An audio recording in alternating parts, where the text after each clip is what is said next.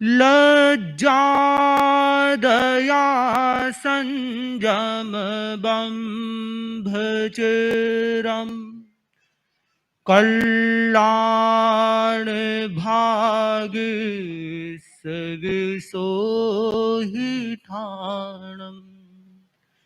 जे में गुरु सयय मनुशासयन्ति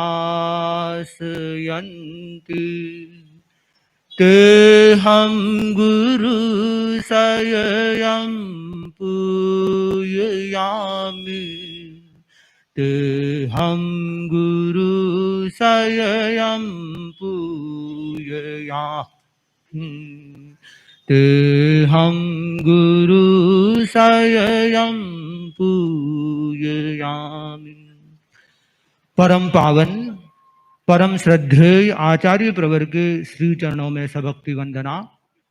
आदरास्पद साध्वी प्रमुखाश्री जी, साध्वी वरिया जी, साधु साध्वी वृंद, श्रमणी वृंद, बंधुओं बहनों, भगवान वर्धमान के शासन में, भगवान वर्धमान के प्रतिनिधि के सानिध्य में वर्धमान महोत्सव का यह त्रिदिवसीय आयोजन हो रहा है और वर्धमानता सबको प्रिय होती है। तेरापन धर्म संघ भी एक वर्धमान धर्म संघ है। यहाँ वर्धमानता का मुख्य संबंध, वर्धमान महोत्सव का मुख्य संबंध संख्या वृद्धि से हो सकता है, किंतु क्वांटिटी के साथ क्वालिटी भी अगर अच्छी बनती रहे, वर्धमान होती है, तो उस धर्म संघ की, उस संगठन की तेजस्विता भी प्रखर होती चली जाती है। तेरापन धर्म संघ भी एक तेजस्वी धर्म संघ है। उसकी तेजस्विता निरंतर बरकरार रहे और वर्धमान बने, इस दृष्टि से अनेक बिंदु हो सकते हैं। हमने परम पूज्य गुरुदेव से भी अनेक बिंदुओं के बारे में सुना है।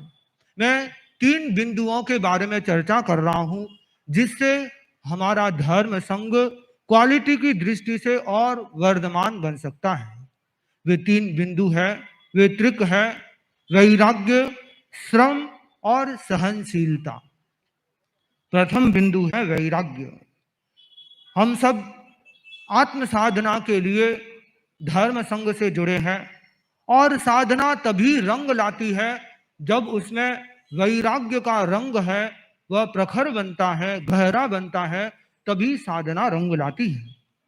वैराग्य को आचारांग भाष्य में परिभाषित करते हुए बताया, इंद्रिय विषयों में दोष देखने के अभ्यास से चित्त की वितृष्णा अवस्था निर्वेद है और उस निर्वेद से होने वाला वशीकरण वैराग्य है। वैराग्य शतक में वैराग्य को बहुत सुंदर ढंग से बताया गया है। भक्तिर्भवे मरण जन्म भयं हृदिस्थम् स्नेहो न बंधुषु न मन्मथ जा विकारा।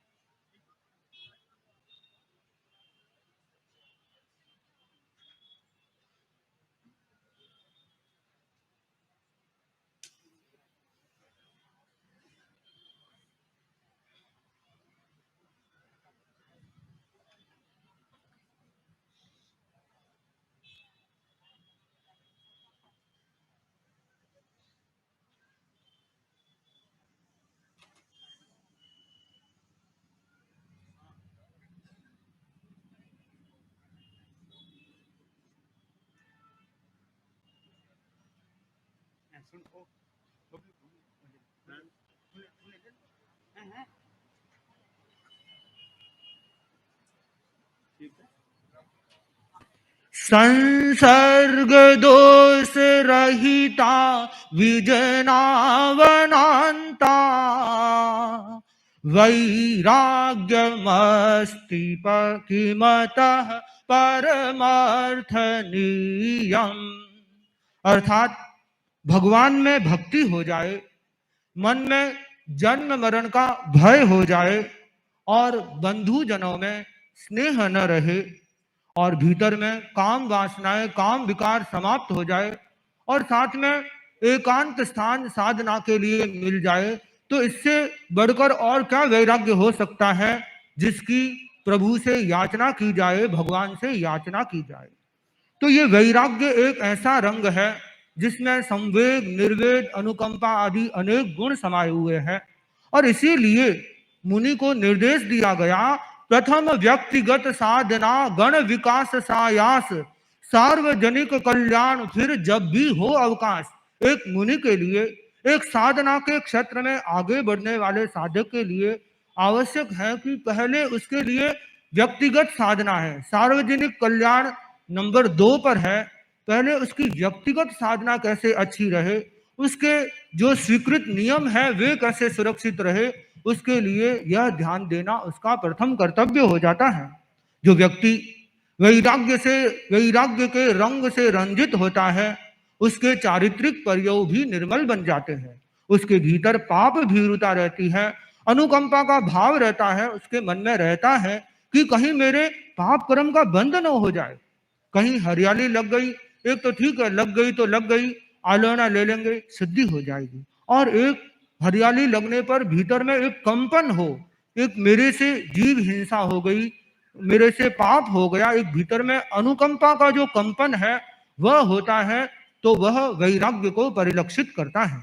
तेरापन धर्म संघ के पंचमाचार्य मगवा गणी का एक प्रसंग आता है कि मगवा गणी कई बार मार्ग न होने पर पानी और हरियाली पर विहार मार्ग में पैर रखना पड़ता, तो उनका हृदय कांप उठता और कहते हैं कि उनका शरीर पसीने से तरबतर हो जाता और वे अचित्त पानी के उपयोग में भी बहुत जागरूकता रखते, सावधानी रखते। ये सब वैराग्य तभी प्रकट हो सकता है, ऐसा वैराग्य होता है तभी ऐसी जागरूकता जीवन में आ सकती है। परम पूज्य गुरुदेव आचार्य महाश्रवण जी को भी हम देखते हैं, इतनी जागरूकता, ईर्या समिति में इतनी जागरूकता कि कई बार काई आ जाती है तो काई को भी गुरुदेव नहीं लांघने का प्रयास करते हैं, हरियाली को लांघने से बचने का प्रयास करते हैं और सब हम साधु संतों को, साधकों को सजग भी करते रहते हैं। तो यह जागरूकता तभी आती है जब हमारा वैराग्य का रंग प्रखर बनता है। वैराग्यशील व्यक्ति यश प्रशंसा की कामना से मुक्त होकर वह आत्म कल्याण और पर कल्याण दोनों को करने का प्रयास करता है। हम आचार्य भिक्षु के उस प्रसंग को भी देख सकते हैं कि जो व्यक्ति वैरागी होता है उसकी महिमा तो स्वतः ही बढ़ती चली जाती है। आचार्य भिक्षु पुर और भीलवाड़ा के मार्ग के बीच में एक वृक्ष के नीचे विराजे हुए थे। एक व्यक्ति, सनातनी व्यक्ति, ढूंढाड़ की ओर से उधर से आ रहा था। उसने जब संतों को पेड़ के नीचे बैठे हुए देखा, उसने नजदीक गया और पूछा कि आपका नाम क्या है। आचार्य भिक्षु ने कहा मेरा नाम भिखण है। बोला अच्छा भिखण है।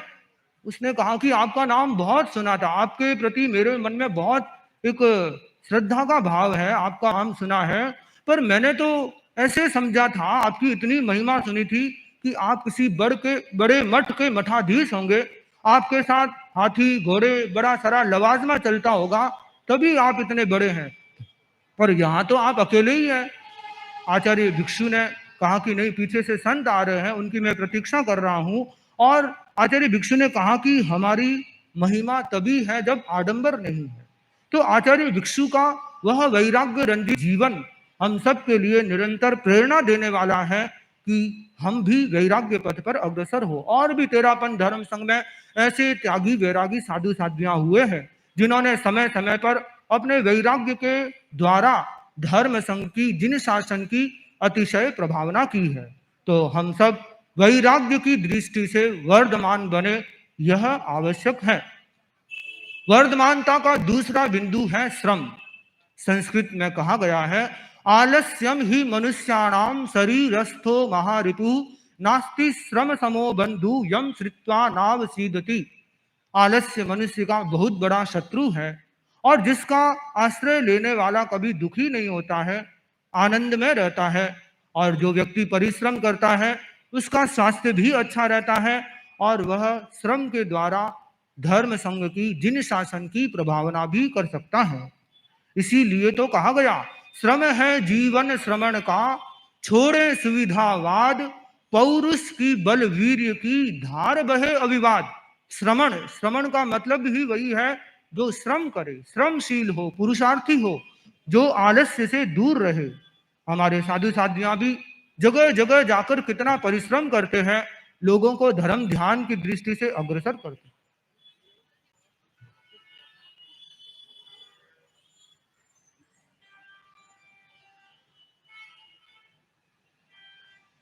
आचार्य भिक्षु ने भी कितना परिश्रम किया, कितने कितने लोगों को तत्व समझाया, उनको सही दृष्टि दी। तेरापन धर्म संघ के एक संतों का नाम आता है वेणी राम जी स्वामी। वेणी राम जी स्वामी ने भी, वे प्रथम संत थे जिन्होंने राजस्थान से बाहर जाकर लोगों को सम्यक दृष्टि बनाया था, सम्यक तत्व सिखलाया था। और कई जगह से ऐसी घटनाएं हो गई, अनेक विरोध भी सहन करने पड़े, किंतु उन्होंने अपना परिश्रम जारी रखा। एक सूरवाल के संत थे हीरालाल जी स्वामी, और उन्होंने बड़ी उम्र में दीक्षा ली थी, किंतु उसके बावजूद भी उनको लिखने का इतना अच्छा उनका एक संस्कार था कि उन्होंने लाखों लाखों पद्यों की प्रतिलिपि कर ली और एक भगवती जैसे आगम की 16-16 प्रतियां कर ली। तो व्यक्ति जो श्रमशील होता है वह उपयोगी बन जाता है, वह उपयोगी बनकर अनेक प्रकार से जिन शासन की, धर्म शासन की प्रभावना कर सकता है। परम पूज्य गुरुदेव तुलसी के संदर्भ में गुरुदेव महाप्रज्ञ जी ने एक बहुत सुंदर स्तुति के रूप में लिखा है, दर्शम दर्शम तव पुरुषार्थम, नालस्यम मामुपयायात्, श्रम निष्ठाया जलधारायां, मम मानस मनीषम स्नायात्। कि गुरुदेव आपके पुरुषार्थ को देख करके हमसे आलस्य निरंतर दूर ही होता चला जाता है, और निरंतर मन कहता है कि हम की श्रम की धारा में, अविरल धारा में निरंतर अभिस्नात होते रहे। तो कितना कितना परिश्रम गुरुदेव तुलसी ने किया था। परम पूज्य आचार्य प्रवर के जीवन को भी हम देखते हैं कि सुबह प्रातः 4 बजे से लेकर शयन काल तक निरंतर श्रम की अविरल धारा बहती रहती है। तो हम सब साधक लोग भी श्रम की दृष्टि से वर्धमान बने तो हम भी धर्म संघ के लिए उपयोगी बन सकते हैं। और वर्धमानता का तीसरा बिंदु है सहिष्णुता। आज के युग की सबसे बड़ी समस्या है असहिष्णुता। परिवार की दृष्टि से देखें, परिवार में, समाज में, संगठनों में, राष्ट्रों में अगर कोई सबसे बड़ी समस्या है तो वह असहिष्णुता है। और असहिष्णुता के अनेक कारण हैं। अहंकार उसका एक बहुत बड़ा कारण है, धृति की कमी एक बहुत बड़ा कारण है, और क्रोध की प्रखरता भी उसका एक बहुत बड़ा कारण है। इसीलिए परम पूज्य गुरु आचार्य महाप्रज्ञ जी की एक पुस्तक का हेडिंग भी है, जो सहता है वही रहता है। जो व्यक्ति सहन करना जानता है वही परिस्थितियों को पार करके कुछ बन करके, निखर करके सामने आ सकता है। आचार्य मगवा गणी के जीवन का एक प्रसंग है। मगवा गणी अपने मुनि अवस्था में अध्ययन कर रहे थे। जयाचार्य थोड़े दूर विराजे हुए थे, दीवाल की तरफ मुख करके मगवा मुनि विराजमान थे, अपना पाठ याद कर रहे थे। जयाचार्य ने एक मुनि को बोला कि तुम जाओ और एक मुट्ठी थोड़ी धूल उनके पीछे चद्दर पे डाल दो। वह मुनि थोड़ा सा दुविधा में पड़ गया कि एक तरफ गुरु का आदेश है और यह एक तरफ अशिष्टतापूर्ण कार्य है, मैं कैसे कर सकता हूँ। जयाचार्य ने उसे समझाया कि मैं किसी उद्देश्य से तुमको ऐसा कह रहा हूं और तुम चिंता मत करो, पीछे क्या होगा सारा मैं संभाल लूंगा। मुनि जी गए और मिट्टी लेकर मगवा गणी के ऊपर डाल दी। मगवा गणी, जयाचार्य वहीं से दूर से देख रहे थे। मगवा गणी उठे मुनि और उठकर चद्दर को थोड़ा सा झाड़ करके, मुनि मगवा ने वो मिट्टी एक तरफ झाड़ी और पुनः अपने अध्ययन में लग गए। जयाचार्य ने दूर से पूछा कि मगवा क्या हुआ। मुनि मगवा बोले कि नहीं कुछ नहीं गुरुदेव, कोई संतों से इधर से जा रहे थे, उनसे भूल से कोई मिट्टी गिर गई होगी, इसलिए गिर गई, मैंने झाड़ दी। बोले पता तो करते हो कि किसने मिट्टी गिराई है। उन्होंने निवेदन किया गुरुदेव पता कर क्या करूंगा, हो सकता है मिट्टी गिर गई तो कोई संत ऐसी जानबूझ के तो गिराई नहीं होगी, गिर गई होगी। और आंधियों में भी तो इतनी मिट्टी गिरती है, अपन झाड़ देते हैं, ठीक हो जाते हैं। तो ऐसी उनकी सहन एक सहज क्षमाशीलता, सहज शांत चित्तता, इसी कारण मगवा आगे जाकर वीतराग कल्प आचार्य के रूप में प्रतिष्ठित हुए। तो ये वीतराग कल्पता कब आती है? जब भीतर में अनावेश की स्थिति होती है, जब भीतर में प्रतिक्रिया वृत्ति की साधना होती है, आवेश मुक्ति की साधना होती है। जो व्यक्ति सहनशील होता है वही व्यक्ति निखरता है। मगन मुनि का भी वह प्रसंग है, जब दालगणी आचार्य बन गए। दालगणी ने दालगणी के पास किसी संतों ने शिकायत की कि मगन मुनि ने जब जिस समय कोई भी आचार्य नहीं थे उस समय किन्हीं संतों को बाहर से बुलाया था। दालगणी ने उनकी बात पर मगन मुनि को ओलंबा दिया, और जब ओलंबा पूरा हो गया समभाव से हाथ जोड़कर सुनते रहे और निवेदन किया, गुरुदेव आपकी मर्जी हो, मैंने संतों को बुलाने के लिए जो पत्र भेजा था वो मैं आप पत्र निवेदित कर दूं, तुम्हारे पास पत्र है क्या? तत्काल मगन मुनि जी अंदर गए और वह पत्र लाकर गुरुदेव को पढ़ाया। गुरुदेव ने पूरा पत्र पढ़ा तो इसमें तो कोई ऐसी बात ही नहीं है। सारी बात जान करके कि दालगणी के हृदय में भी मगवा गणी का स्थान बन गया। जो व्यक्ति सहन करता है उसका हर जगह स्थान बन सकता है। तो हम लोग भी धम्मोत्तिकिच्चा, यह मेरा धर्म है, सहन करना मेरा धर्म है, इस प्रकार आलम्बन सूत्र को लेकर हम भी सहनशीलता की दृष्टि से आगे बढ़ सकते हैं। तो हमारे जीवन में सभी में, साधु साधियों में, श्रावक श्राविकाओं में, सभी व्यक्तियों में वैराग्य, श्रम और सहिष्णुता का भाव अगर वर्धमान बने तो हम क्वालिटी की दृष्टि से भी और ज्यादा वर्धमान बन सकते हैं। परम पूज्य गुरुदेव का दीक्षा कल्याण महोत्सव वर्ष चल रहा है। इस दृष्टि से हम यह भी श्रम कर सकते हैं कि कैसे हम दीक्षार्थियों को तैयार करें, कैसे वैरागियों को तैयार करें। किसी न किसी रूप में हम सब पुरुषार्थ परिश्रम करते रहें, ताकि हमारा जिन शासन की प्रभावना का भी एक कार्य होता रहे और आत्मा की आराधना का भी कार्य होता रहे। इस भावना के साथ ओम अर्पण।